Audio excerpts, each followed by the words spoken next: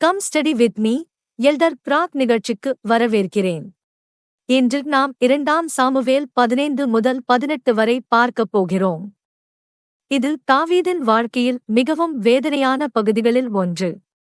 ஆபத்து வெளிநாட்டு படையிலிருந்து தொடங்கவில்லை. அது அவருடைய சொந்த வீட்டுக்குள் தொடங்கியது. தாவீதின் மகன் அப்சலோம் கிளர்ச்சியில் எழுந்தான். இஸ்ரவேல் பிரிந்தது. தாவீது எருசலேமிலிருந்து ஓட வேண்டிய நிலை வந்தது. ஆனால் அரசியல் குழப்பத்துக்கும் போருக்கும் அடியில் இது பெருமை, குடும்ப வேதனை மற்றும் கிளர்ச்சியின் விலையை பற்றிய கதை. முடிவில் தாவீது சொன்ன வார்த்தைகள் நம்முடைய இருதயத்தை இயேசு கிறிஸ்துவை நோக்கி திருப்புகின்றன. தன் கிளர்ச்சியான மகனுக்கு பதிலாக தானே மரித்திருக்கலாம் என்று தாவீது விரும்பினார். ஆனால் நமக்காக உண்மையாக மரித்தவர் இயேசு கிறிஸ்துவே. அதிகாரம் 15. 2 சாமுவேல் 15 அதிகாரம். அப்சலோம் தன் செல்வாக்கை மெதுவாக கட்டி எழுப்புவதோடு தொடங்குகிறது. அவன் ரதங்களையும் குதிரைகளையும் தன் முன்னால் ஓடும் மனிதர்களையும் ஏற்பாடு செய்தான். அவன் முதலில் பட்டயத்தை எடுத்துக்கொண்டு தொடங்கவில்லை. மக்கள் தன்னை எப்படி பார்க்க வேண்டும் என்பதை மாற்றத் தொடங்கினான். மக்கள் நியாயத்திற்காக ராஜாவிடம் வருமிடமான வாசலின் அருகில் அப்சலோம் நின்றான். யாராவது தங்கள் பிரச்சனையுடன் வந்தால் அவன் அவர்களைக் கேட்டான். பிறகு ராஜா அவர்களுக்கு வேண்டியதைச் செய்யவில்லை என்று உணர்த்தினான்.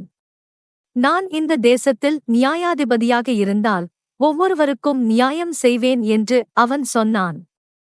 கிளர்ச்சி பல சமயம் இப்படித்தான் செயல்படுகிறது. ஆரம்பத்தில் அது எப்போதும் கொடூரமாகத் தெரியாது. சில நேரங்களில் அது உதவியாகத் தோன்றும். சில நேரங்களில் அது புன்னகைக்கும். மக்கள் கேட்க விரும்புவதை அது வாக்குறுதி அளிக்கும். அப்சலோம் மக்களிடம் நெருங்கி அவர்களை முத்தமிட்டான். அவர்கள் மதிக்கப்படுகிறார்கள் என்று உணர வைத்தான். ஆனால் அவன் நோக்கம் நீதியான சேவை அல்ல. அவன் நோக்கம் விசுவாசத்தை திருடுவது. வேதம் சொல்வது, அப்சலோம் இஸ்ரவேல் மனிதர்களின் இருதயங்களை திருடினான். அது மிகவும் முக்கியமான வரி. அவன் முதலில் சிங்காசனத்தை எடுத்துக்கொள்ளவில்லை. முதலில் இருதயங்களை எடுத்துக்கொண்டான். பல ஆண்டுகள் அமைதியாக தயாரித்த பிறகு அப்சலோம் எபிரோனுக்கு சென்றான். அங்கே கிளர்ச்சி வெளிப்படையாகியது. இஸ்ரவேலின் கோத்திரங்களுக்குள் செய்தி பரவியது. அப்சலோம் ராஜாவானான் என்று சொல்லும்படி மக்கள் தூண்டப்பட்டார்கள். தாவீதுக்கு செய்தி வந்தது. மக்களின் இருதயங்கள் அப்சலோமை பின்பற்றுகின்றன. இப்போது தாவீது எருசலேமைக் கைவிட வேண்டும். ஒரு காலத்தில் வல்லமையுடன் நகரத்தில் இருந்த ராஜா இப்போது துக்கத்துடன் வெளியேறுகிறார். அவன் ஊழியர்கள் அவனைப் பின்பற்றினர். அவன் வீட்டு மக்கள் அவனுடன் சென்றனர். தாவீது கடந்து செல்லும்போது மக்கள் அழுதார்கள். இது வெறும் இராணுவ பின்வாங்கல் அல்ல. இது ஒரு குடும்ப காயம், ஒரு ராஜ்யத்தின் தெருக்களில் எடுத்துச் செல்லப்பட்டது. தாவீது பெருமையுடன் எருசலேமைக் கையில் பிடித்துக் கொள்ளவில்லை. எல்லாவற்றையும் தானே கட்டுப்படுத்த முடியும் என்று நடிக்கவில்லை. தேவனுடைய பெட்டியை மீண்டும் நகரத்திற்குள் அனுப்பினார். கர்த்தரின் கண்களில் தயவு கிடைத்தால் அவர் என்னை மீண்டும் கொண்டு வருவார் என்று தாவீது நம்பினார். துரோகம் சூழ்ந்திருந்தாலும் தாவீது நியாயத்தை தேவனுடைய கைகளில் விட்டார். அவன் ஒலிவ மலைமேல் ஏறிச் சென்றான். அவன் அழுதான். அவன் தலை மூடப்பட்டிருந்தது. அவன் கால்கள் வெறுமையாக இருந்தன. அவனுடன் சென்றவர்களும் அழுதார்கள். 15 அதிகாரம் நமக்குக் கற்பிப்பது இதுதான். பெருமை ராஜ்யங்களைத் திருடுவதற்கு முன் இருதயங்களைத் திருடுகிறது. வாழ்க்கை சிதறுவது போல தோன்றும் நேரத்திலும் கண்ணீருடன் நடந்தாலும் தேவனை நம்புவதே விசுவாசம். அதிகாரம் 16. 16 அதிகாரத்தில் தாவீது துக்கத்தின் பாதையில் தொடர்ந்து செல்கிறார். அவர் இனி எருசலேமில் சிங்காசனத்தில் அமைதியாக இல்லை. தன் சொந்த மகனிடமிருந்து ஓடுகிறார். தாவீது பயணம் செய்கிறபோது சீபா அவனைச் சந்தித்து தேவையான பொருட்களை கொடுக்கிறான். கழுதைகள், அப்பம், பழங்கள் மற்றும் திராட்சரசம் அவனுடைய சோர்ந்த மக்களுக்கு கிடைக்கிறது. வேதனையான அதிகாரத்திலும் கர்த்தர் பாதையில் உதவியை அனுப்புகிறார். பின்னர் கதை இன்னும் வேதனையாகிறது. சீமேயி என்ற மனிதன் வெளியே வந்து தாவீதைச் சபிக்கிறான். அவன் கற்களை எறிகிறான். தாவீதை இரத்தமுள்ள மனிதன் என்று அழைக்கிறான். தாவீதும் அவனுடைய ஊழியர்களும் நடந்து கொண்டிருக்கும்போது அவன் கடுமையாக பேசுகிறான். இது கடினமான தருணம். அப்சலோமின் கிளர்ச்சியின் வேதனையை தாவீது ஏற்கனவே சுமந்து கொண்டிருக்கிறார். இப்போது பொதுமக்கள் முன் அவமானத்தையும் தாங்க வேண்டியுள்ளது. அபிசாய் சீமேயியை தண்டிக்க விரும்புகிறான். ஆனால் தாவீது மறுக்கிறார்.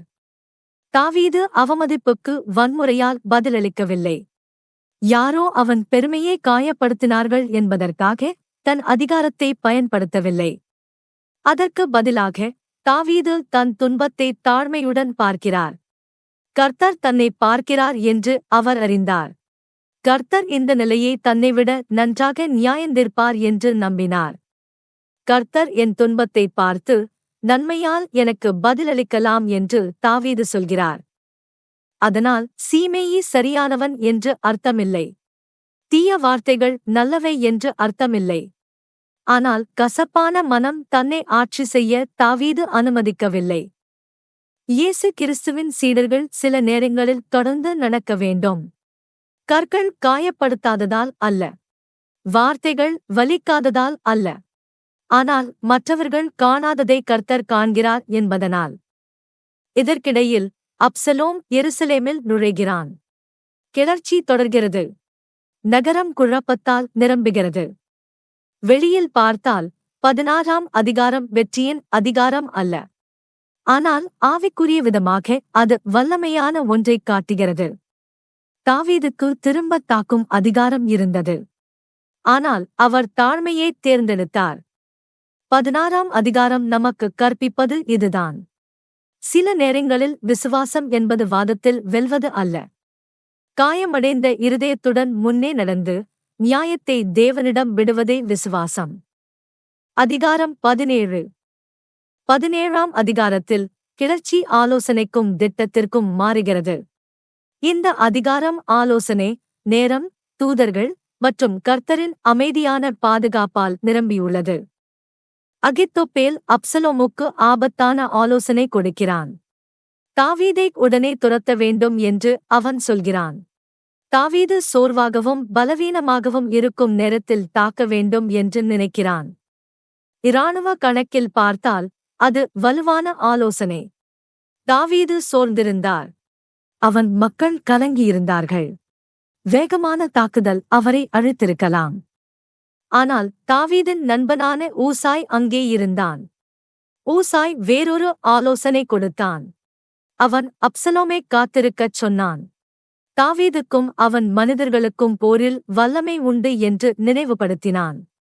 ஊசாயின் ஆலோசனை அப்சலோமை மெதுவாக்கியது.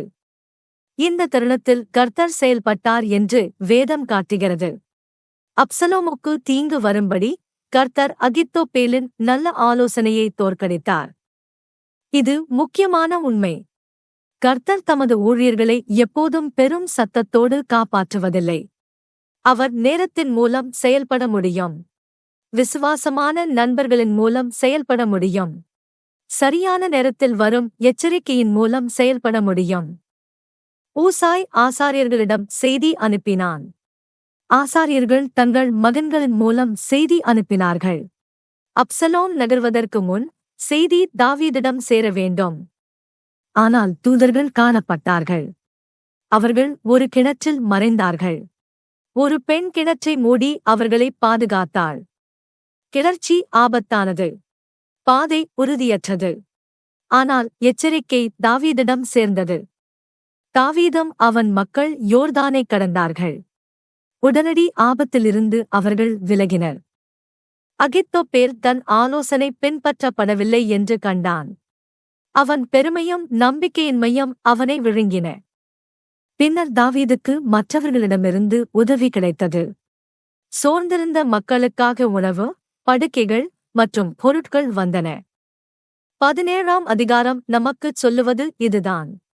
கர்த்தரின் பாதுகாப்பு சாதாரண மனிதர்கள் விசுவாசமாகச் செய்யும் சிறிய செயல்களின் மூலம் வரலாம். நண்பன் ஆலோசனை கொடுக்கிறான். தூதன் ஓடுகிறான். ஒரு பெண் ஊழியர்களை கிணற்றில் மறைக்கிறாள். சோர்ந்தவர்களுக்கு உதவி வருகிறது. நாம் பின்னால் திரும்பி பார்க்கும்போது போர் முடிவதற்கு முன்பே தேவன் நம்மைக் காத்துக் கொண்டிருந்தார் என்று காணலாம். அதிகாரம் 18. 18ஆம் அதிகாரத்தில் கிளர்ச்சி போர்க்களத்தை அடைகிறது. தாவீது தன்னுடன் இருக்கும் மக்களை எண்ணுகிறார். நம்பகமான தலைவர்களுக்கு கீழ் படையை ஒழுங்குபடுத்துகிறார். தாவீதும் அவர்களுடன் போருக்குப் போக விரும்பினார். ஆனால் மக்கள் அவரை போக விடவில்லை. அவருடைய உயிர் முழு ஜனத்திற்கும் மிகவும் முக்கியமானது. எனவே தாவீது வாசலில் இருந்தார். ஆனால் படை புறப்படுவதற்கு முன் அவர் ஒரு தெளிவான கட்டளையை கொடுத்தார். என் நிமித்தம் இளைஞனான அப்சலோமுடன் மென்மையாக நடந்து கொள்ளுங்கள். அந்த வார்த்தை தாவீதின் இருதயத்தை வெளிப்படுத்துகிறது. அப்சலோம் வெறும் கிளர்ச்சியாளர் அல்ல. அவன் இன்னும் தாவீதின் மகன். போர் எபிராயிமின் காட்டில் நடந்தது. சண்டே கடுமையாக இருந்தது. பலர் விழுந்தார்கள். அந்த நாளின் துக்கத்தில் காடே ஒரு பங்காயிற்று. அப்சலோம் ஆபத்திற்குள் சென்றான்.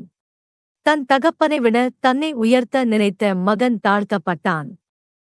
யோவாப் அப்சலோமுடன் மென்மையாக நடந்து கொள்ள வேண்டும் என்ற தாவீதின் கட்டளையை பின்பற்றவில்லை. அப்சலோம் இறந்தான். கிளர்ச்சி சிதறத் தொடங்கியது. ஆனால் இந்த அதிகாரத்தின் உணர்ச்சி மையம் வெற்றி அல்ல. தாவீதிடம் கொண்டு செல்ல வேண்டிய செய்திதான். தூதர்கள் ஓடுகிறார்கள். தாவீது வாசலில் காத்திருக்கிறார். அவர் செய்தியை எதிர்பார்க்கிறார். முதல் தூதன் வந்தபோது தாவீது முதலில் போர் திட்டத்தைப் பற்றி கேட்கவில்லை. சிங்காசனத்தைப் பற்றி கேட்கவில்லை. தன் மகனைப் பற்றி கேட்டார். இளைஞனான அப்சலோம் நலமா? இன்னொரு தூதன் வந்தான். அப்போது தாவீது உணர்ந்தார். ராஜா மிகவும் கலங்கினார். அவர் வாசலின் மேலே சென்று அழுதார். என் மகனே அப்சலோம், என் மகனே, என் மகனே அப்சலோம், உனக்குப் பதிலாக நான் மரித்திருந்தால் நல்லது. அப்சலோமே, என் மகனே, என் மகனே. இது பழைய ஏற்பாட்டின் மிகவும் வேதனையான அழுகைகளில் ஒன்று. தாவீது போரில் வென்றார், ஆனால் அவருடைய இருதயம் உடைந்தது. ராஜ்யம் காப்பாற்றப்பட்டது, ஆனால் மகன் இழக்கப்பட்டான். 18ஆம் அதிகாரம் நமக்குக் கற்பிப்பது இதுதான். பாவமும் கிளர்ச்சியும் அன்பு இன்னும் காப்பாற்ற விரும்புவதையே அழிக்க முடியும். தாவீது அப்சலோமை நேசித்தார். தாவீது அப்சலோமுக்காக அழுதார். அப்சலோமுக்குப் பதிலாக தானே மரித்திருக்கலாம் என்று கூட விரும்பினார். ஆனால் தாவீது தன் மரணத்தால் அப்சலோமை காப்பாற்ற முடியவில்லை. அது நம்மை தாவீதைக் காட்டிலும் பெரியவரை நோக்கி அழைக்கிறது.